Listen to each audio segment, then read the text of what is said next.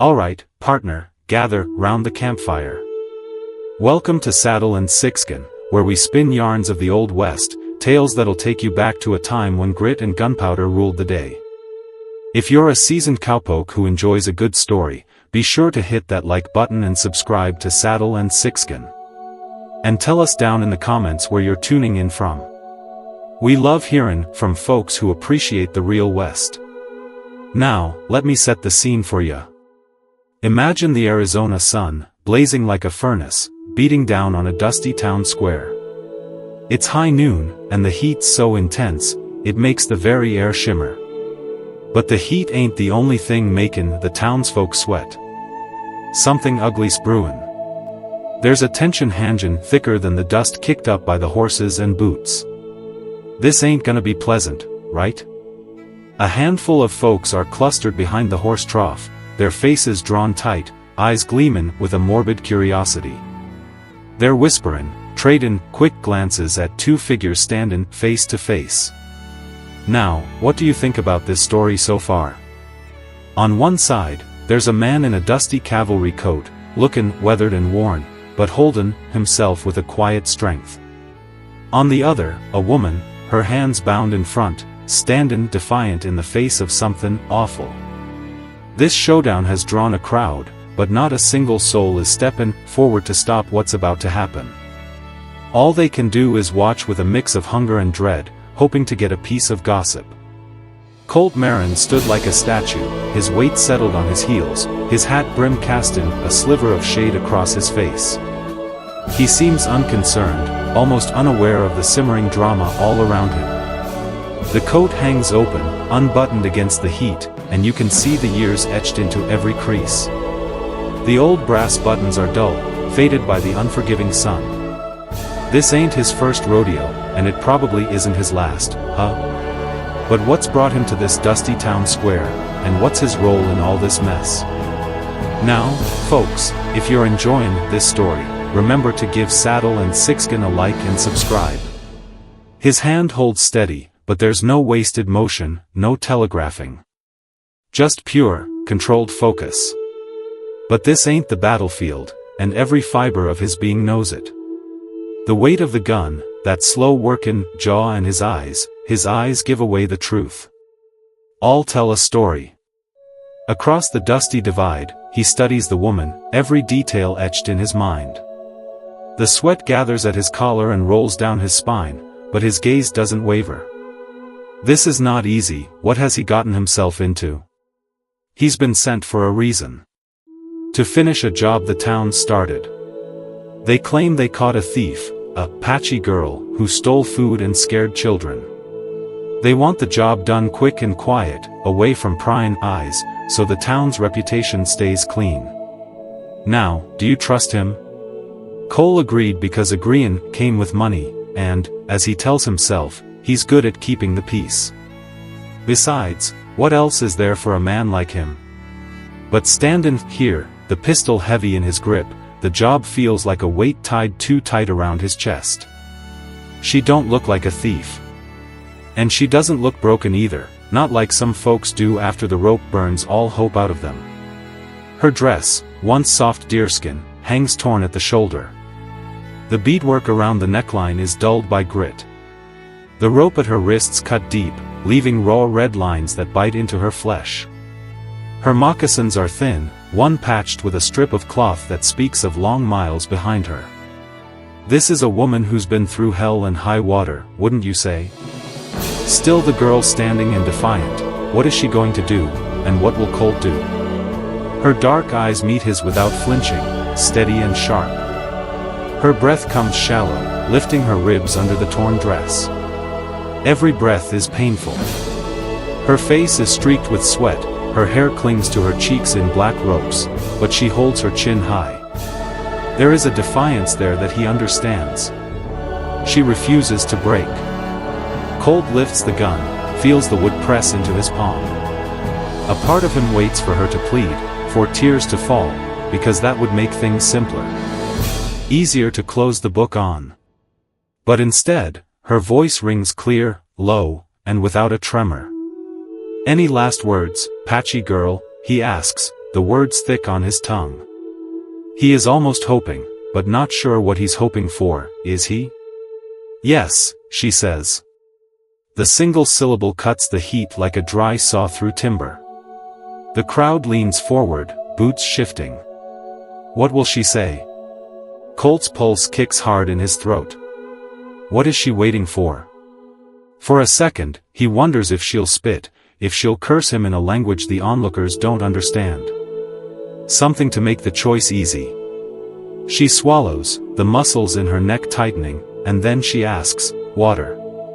Colt blinks, slow, like the sound didn't reach him clean. Behind him, a man clears his throat, ready to laugh, but the sound dies in the hush that follows. "What do you think of that, huh?" She asks for water. Water, not mercy, not life, just water. Colt lets out a breath through his nose, the knot in his jaw easing. Her eyes never leave his. She's not begging for him. She's naming what her body needs to live another hour. And for reasons Colt can't put words to, that's the thing that breaks him. The revolver lowers, muzzle angling toward the ground, his arm loose. The fight has gone out of him. What did she do to him so quickly, that he would change? His boots scrape against the packed dirt as he steps sideways toward the trough. The rope tied to the post creaks as the horses shift. The tension rolls off the yard, and Colt slides the gun into his holster slow enough for everyone to see. Will this go down quietly? The click of steel meeting leather is sharp in the stillness. He pulls the knot from the post, the rope rough against his palm. It burns faint where it drags through his fist. For a flicker of a second, he feels the bite she felt hours ago. He knows what it is, how it hurts. Her wrists are torn raw. God, they bound her tight enough to crush bone. That thought is shoved aside. He can't soften now. He unwinds the last loop, tossing the rope into the dust. The rope that was going to be her doom. Now, before we continue, remember to like and subscribe to Saddle and Sixgun for more tales from the Wild West. Are you hooked yet? Colt reaches for the canteen at his hip. The leather is cracked, stiff where the sun has baked it. The cap is ringed with the green stain of copper. He holds it out, arms straight, voice flat. Her eyes flick to his hand, then back to his face, like she expects a trick. She's waited her life for something like this, so she trusts nothing and no one. For a moment, she doesn't move. Then her fingers lift, long, narrow, trembling once before they steady. She takes the canteen slow, the rope burns across her wrist bright against her dark skin. The cap rasps under her thumb as she turns it, metal grinding against metal. She raises it to her mouth, and Colt watches the way her lips part over the edge. The water tips down in small swallows, like she's afraid too much will break her. Not a drop spills. She's learned not to waste a thing. When she lowers the canteen, she doesn't speak, doesn't thank him. Her face stays hard, her jaw tight enough to crack a tooth. Colt respects that more than any soft word. Gratitude doesn't belong out here.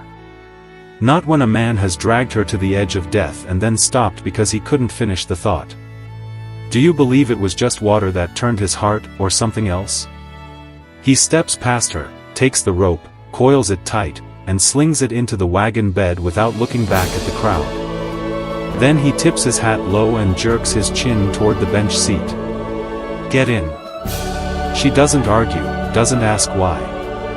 She moves toward the wagon with that same square-shouldered pride that makes the men mutter under their breath. This girl is tough. Her moccasins leave faint prints in the dust, the patch flapping loose near the toe as the wind shifts and lifts a curl of her hair across her cheek. Now, if he just leaves with her, will there be hell to pay? She climbs onto the seat without reaching for his hand. She swings her legs in and sits with her spine straight, her hands clasped in her lap. Colt mounts the bench slow, feeling the eyes burn his back like coals, and takes the reins in both hands. The leather slaps once, the horses lean into the traces with a grunt, and the wagon rolls forward, iron wheels groaning against the hard-packed street. What will happen to her, now that she is in his wagon? The crowd stays silent as they pass, and Colt doesn't look at a single face because he doesn't owe them that. The road opens ahead, running out across the flats, toward a lone cabin, crouched low against the hills, and Colt tells himself this isn't mercy. It isn't anything more than buying time to think. Do you believe that, or is he lying to himself? But in the back of his mind, behind the years of orders and silence and nights that stank of blood and smoke, a thought he hasn't let live in a long while stirs. Maybe this is the first thing I've done right in 10 years. If she got water, that is probably right. The wagon rolls out of town slow, the iron wheels grinding against the hard-packed road, throwing up a thin wake of dust that curls and settles behind them. Colt keeps his eyes on the stretch ahead, a flat ribbon of earth running toward the low rise where the hills begin to climb. The sky over it washes white in the noon glare. He doesn't speak, and neither does she. What do you think of that silence?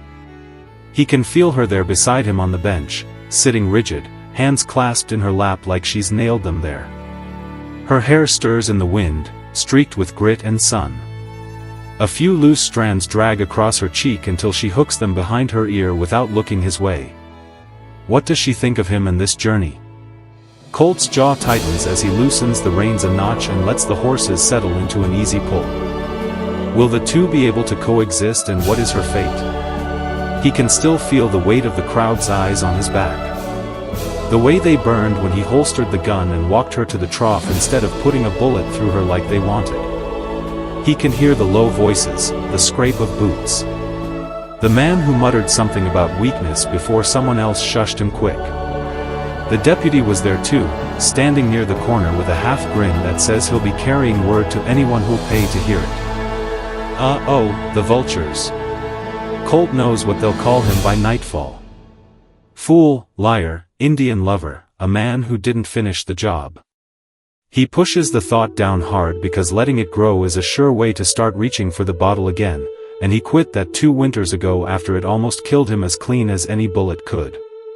Beside him, she hasn't moved more than an inch since climbing onto the bench. The coat he dropped on her shoulders is still there, buttoned crooked where her fingers fumbled with the warm brass discs. It swallows half her frame, the hem dragging past her hips, but she pulls it close like she means to keep it. If she lost the shoes, she is not giving up the coat. Now, this is the moment to hit that like button and subscribe to Saddle and Sixgun if you haven't already. We appreciate ya. He glances once quick, taking in the rope burns around her wrists where the skin is cut and swelling. She tried to scrub the blood away with her thumbs while they rattled over the first stretch of track, but the stains hold dark against her skin. What does he think of those raw marks? He thinks of asking if the binding went too far, if her hands still work right, but he keeps the words in his mouth.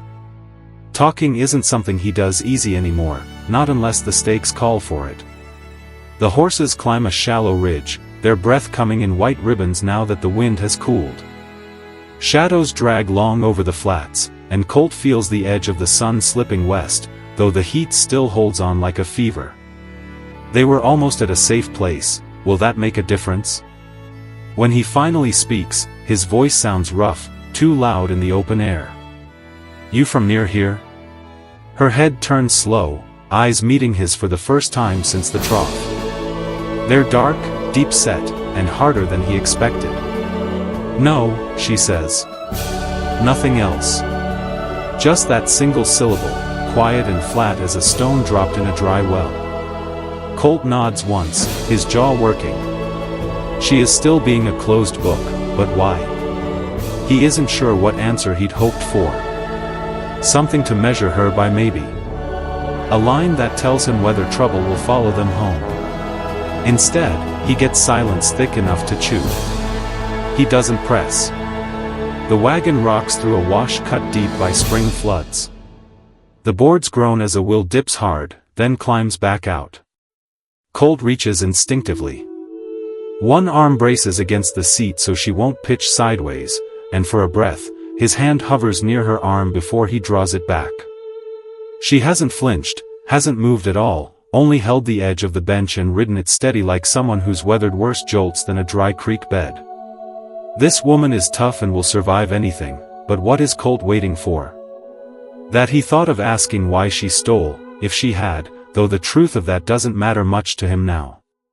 Folks in town said she'd taken bread, maybe jerky from the mercantile, enough to get a posse riled enough to hang her in a place where a brown face is guilt before the fact. What are they going to do to the girl? Colt had seen the brand of law before. Hell, he'd worn it during the war when men like him were told which side of the river held the enemy and sent to make sure none crossed back breathing. He hates himself for thinking of those days. Hates how easy the orders had sounded then, how hard they ring in his ears now. What type of soldier was he? They ride another mile in silence, the sound of iron rims biting dirt and the creak of leather filling the gaps where words should be. A hawk rides the sky high above, its shadow flicking across the dust like a lash gone as quick as it came. This silence has gone on for too long. Colt shifts on the bench, his right shoulder stiff from an old bullet crease, and tells himself he'll give her water again once they reach the turnoff near the dry creek. When the hills rise darker ahead and the trail narrows between two banks of scrub, Colt slows the team and lets the wagon roll easy until the noise of town has bled out behind them, until the only sound left is the horses breathing and the wind pulling through the brittle grass. Where is he going and what is his plan? He figures she deserves to know where this road ends, so he speaks again, "Low cabin's half a day out. You'll stay there till this blows past." She looks at him long enough that he feels the weight of it under his ribs. Why? Colt keeps his eyes forward. Because the law they want ain't the kind I follow. Why doesn't he follow this law and what other laws does he follow? He doesn't explain more, and she doesn't ask. Her gaze lingers another second, then drifts back to the trail. The coat shifts as she draws it tighter around her, the brass buttons catching a thin glint of late sun. He wonders what she thinks of him, wonders if she believes a man like him can hold a promise when the whole territory will call him traitor for it. The trail bends north, the horizon bleeding into a pale wash of blue, and Colt tells himself what he's been telling himself since the trough. This is just until he figures out what comes next. But deep down, under all the grit and the habit of keeping his word only to orders, a thought stirs slow, the kind he hasn't let breathe in years. If he leaves her now, if he lets them take her, he'll be no different than the men who string others up in silence and call it justice, and he's so damn tired of being that man. Will he still protect her? Alright folks, don't forget to subscribe to Saddle and Sixgun for more captivating tales of the Wild West. The wind shifts cool against his face, and the smell of mesquite smoke drifts faint from somewhere west. He touches the reins, clucks to the team, and the wagon rolls on toward the dark line of hills where the cabin waits like the last quiet left in the world. The sky has turned the color of hammered tin by the time Colt swings the wagon off the main track and steers it down a narrow trail that twists through a stand of scrub oak and dead mesquite. Is anyone else going to help him and the girl?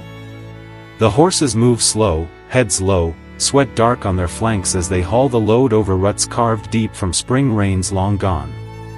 Colt keeps one hand tight on the reins, the other braced against the edge of his seat as the wheels jolt hard over a rock. He feels his shoulder flare with a deep old ache and gritted his teeth against it. Ahead, the line cabin crouches low in a hollow where the land dips, a single shape of gray boards leaning against the wind, as if it had given up the notion of standing proud a long time ago. Sanaa looks at it without a word, her face still and dark against the sweep of the hills, eyes tracing the crooked roofline and a lean-to tacked on the north side where a horse could stand out of the weather. What does she think? Colt wonders what she sees in it, shelter or prison, and decides not to ask. He doesn't know how to answer if she calls it both. Damn, he draws the team up in front of the door, drops the reins over the brake handle, and climbs down, stiff boots hitting the hard earth with a thud that shakes through his knees. This will be safe for her. The wind comes down the hollow sharp enough to cut through the sweat cooling on his back, and he turns to see her still on the bench, one hand hooked over the side rail like she doesn't trust the ground just yet. No surprise. "Come on," he says, voice flat, and she moves in slow but steady, sliding down without taking his hand when he reaches for her. Her moccasins hit the dirt quiet as a breath. The door sticks like it always does, swollen from the last rain, and Colt has to lean his weight into it until the frame gives with a dull crack, swinging wide to spill a smell of old wood smoke and dry pine into the night air. That would be a welcome place, but is it safe? He steps aside, jerking his chin for her to go in first. She does, her braids swinging against the back of his coat, where she still wears it tight around her shoulders. Inside is a single room no bigger than a jail cell, though Colt has stopped thinking of it that way years ago. The stove squats black in the far corner, cold now, its pipe streaked with soot. 2 bunks sit against opposite walls, their ticks thin and patched. A table leans under the weight of time in the middle, one leg propped with a wedge of kindling, a tin plate, and a blackened coffee pot sitting where he left them weeks back. Will she fit in here? A shelf along the wall holds a scatter of jars, beans, flour low in the sack, coffee near gone. The place smells of iron and ash, the kind of smell a man quits noticing after enough years alone that he watches her eyes move over it all, slow and careful, as if she's setting each piece in her mind like stones in a line. The question is, does he see it too? She doesn't speak, doesn't give him so much as a look, just unbuttons the coat and hangs it over the back of a chair that sags like a drunk under its own weight. Her wrists flash raw in the lamplight, the rope burns bright as welts. Colt feels something twist in his gut. He's been meaning to ask how bad they are, but the words stick. Instead, he strikes a match, the flare of sulfur lighting his face for a blink before he touches it to the wick. Shadows leap across the walls as the lamp catches. Now that the setting has been set and the two are alone, what will the new future be like? This is a good time to let others know what you have been watching, so hit that like button and subscribe to Saddle and Sixgun for more tales from the Wild West. He sits on the table and pulls the water jug from the shelf, pouring a measure into the tin cup before sliding it across to her. "Drink," he says, and she does, lifting it with both hands, her fingers curling so tight he sees the knuckles whiten. Colt busies himself with the stove, dropping a twist of paper and a handful of kindling inside before laying 2 splits of pine across the grate. Fire blooms slow, coughing smoke up the pipe until the draft catches, and then heat begins to creep out into the room, soft and low. He hears her set the cup down, the ring of tin against wood quick and light. "You hungry?" he asks without turning. This has to be killing him that he doesn't know what to say. Yes, the word comes flat, not softened by shame, not barbed either, just true. He respects that. He pulls a jar of beans down, dumps half into the pot, and sets it on the stove with enough water to cover. The smell comes up quick when the simmer starts, filling the cabin with something close to comfort. When he finally turns, she's sitting on the edge of the bunk nearest the door, her hands folded in her lap, eyes fixed on the fire glow as if it holds every answer she needs. Can she see the future in the fire? Her face looks different in that light, softer around the lines the sun has carved, but her mouth stays hard, the set of it telling him she isn't done measuring him yet. Colt drops onto the chair opposite her and unbuckles his gun belt, laying it across the table. He sees her glance at the pistol, quick as a strike, then away. Will she ever trust him? Questions press at him, crowding his head like flies. Where she's come from, what drove her far enough to steal, who she left behind. But he shoves them down. She'll tell him if she wants, and if she doesn't, he'll let it lie. He'd had men dig through his past once, and it hadn't made him speak any truer. The beans bubble soft on the stove, throwing up a hiss each time a log shifts. Colt ladles them into 2 bowls, slides one across the table, and watches her take it in both hands like the cup before. She eats in small bites, slow and neat, not spilling a grain. Hunger shows in the way her throat works, but she doesn't lunge, doesn't tear into it like a starved animal. She has pride yet. When the bowls are clean and the fire has settled to a red hush, Colt stands and gestures toward the bunks. "Take that one," he says, nodding to the bed near the stove, "it's warmer." She looks at it, then at him long enough to make him feel the weight of the space between them, and finally nods once. Now, she is starting to trust him, right? She unrolls the thin blanket folded on the tick, smooths it with both hands, and sits without taking her boots off. He lets her be. Some lines a man doesn't cross if he wants to keep the air steady. Colt drops onto the other bunk, boots still on, his back to the wall and his eyes on the door. Where she goes, the world will find her, Colt knew. He can feel her breathing in the quiet, slow and even now, and for the first time since town, the coil in his chest begins to loosen. Outside, the wind drags a dry whisper through the grass, and the night comes down heavy on the hollow. But inside the cabin, the fire holds, and two people who have no reason to trust each other lie with only a stretch of floor between them. And for now, that's enough. Will this silence last, and who will fill in the void and with what? Now, folks, if you're enjoying these thrilling tales, be sure to like and subscribe to Saddle and Sixgun. Morning breaks pale and cold, the kind of light that turns the world the color of bone before the sun climbs high enough to burn the frost away. Colt comes awake slow, staring at the low ceiling for a long breath before pushing himself upright on the bunk. His shoulder aches like it always does after a hard day on the reins, the old scar pulling tight when he reaches for his boots. Across the room, she's already up. What is her goal and is the same as Colt's? Sanaa stands near the stove, the coat shrugged back on her shoulders, her braid loose now, a few strands hanging across her face as she works the embers to life with the poker. The sight stops him for a second, not because she moves soft, but because she moves like she belongs, even if neither of them has said that word out loud, that he clears his throat so she'll hear him coming. Will she take care of his house? Her head turns, eyes meeting his without a blink, then dropping back to the stove. No good morning, no thanks. He hadn't expected any. She isn't built for soft edges, and he respects that more than anything. Colt steps past her, pours water into the tin basin, and scrubs his face with his hands, feeling the grit and cold bite his skin awake. Is the comfort of sharing the same space enough of a start, or will more be needed? When he looks again, she's still at the stove, crouched low, feeding slivers of pine to the flame. Her wrists catch the light, raw marks dark against the brown of her skin. He thinks about telling her to wrap them, but he keeps the words in. A man like him giving orders now would sound too much like the past, and he's done with that. Damn. He breaks the quiet instead with something that doesn't weigh as heavy. Got work to do on the fence line. Will the partnership last? His voice comes rough, not out of anger, but because talking feels strange after so much silence. You can stay here, fire will keep. She doesn't answer right away, just stands, brushes the ash off her hands, and looks at him steady. I'll go, she says, finally, the words clipped but clear. Colt studies her for half a breath, then nods once. If she wants to walk the line, he won't stop her. Out here, work is trust.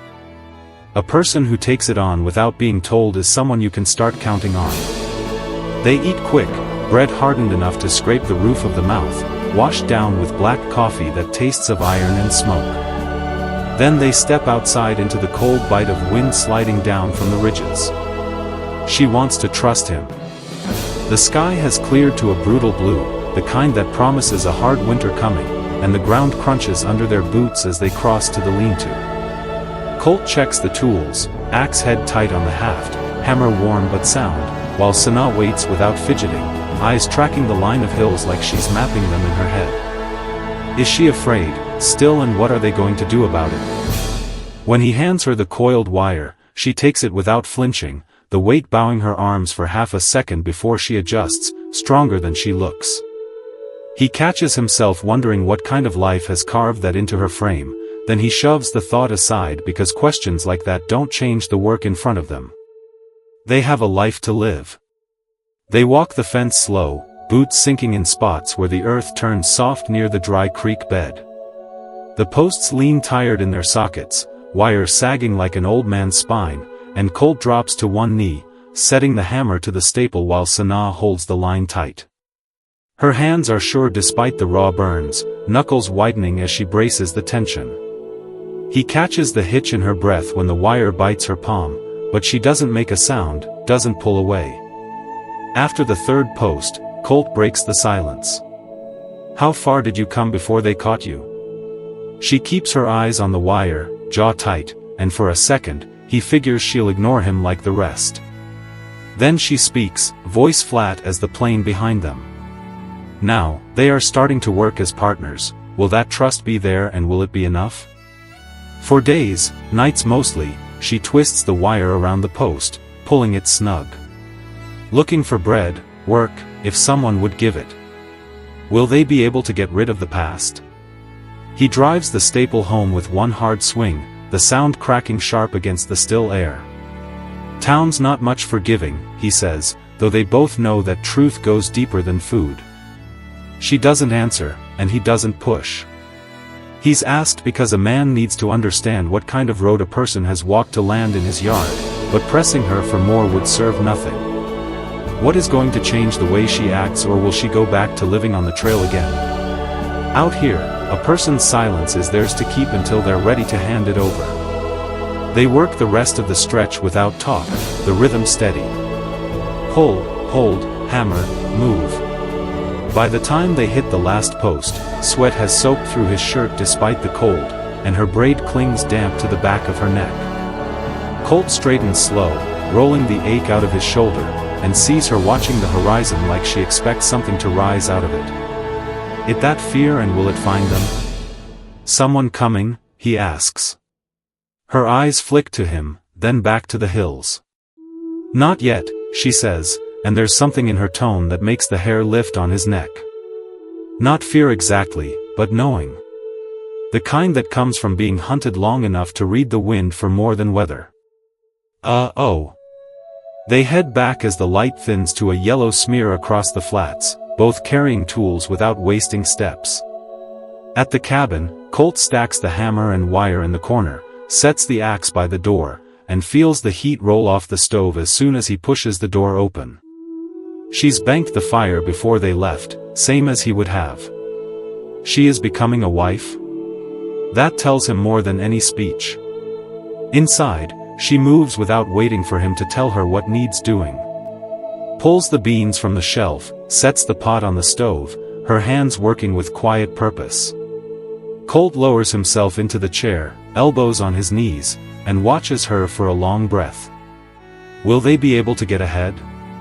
Not because he doesn't trust her, he already knows he does.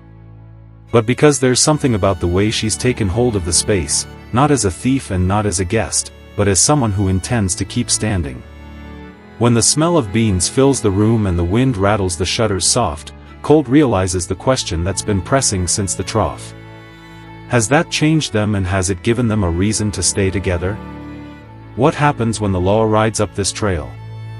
He doesn't have the answer yet, but looking at her now, moving in his cabin like a shadow that refuses to break, he knows one thing clear as iron. He'll be damned before he hands her back.